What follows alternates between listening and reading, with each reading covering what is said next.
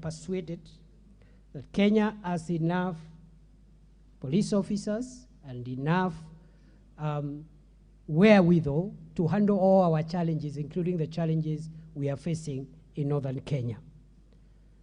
However, Mr. Speaker, I want to say that it is the position of this government that there is need to reform our national security organs to make sure that they respond better to our threats.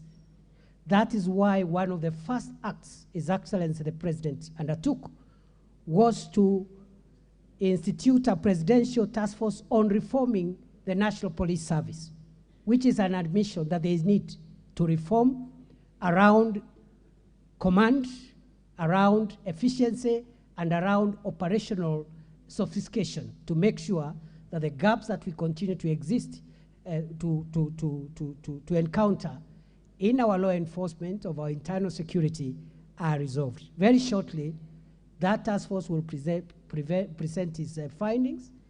The government has committed to implement all the recommendations without exception that will come from that task force, including changing the entire command of the National Police Service, the terms under which one becomes a commander of any level, tying command to success and results and deliverables, so that you don't become a county commander, a regional commander for life, and there are no results. People are still having insecurity in your area. Make it time-bound and tied to results.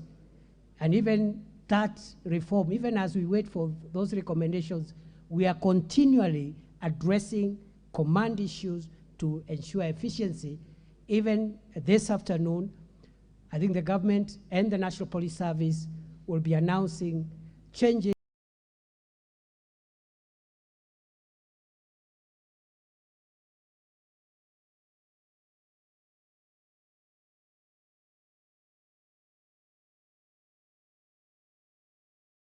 in the top command of the National Police Service, starting with the appointment of the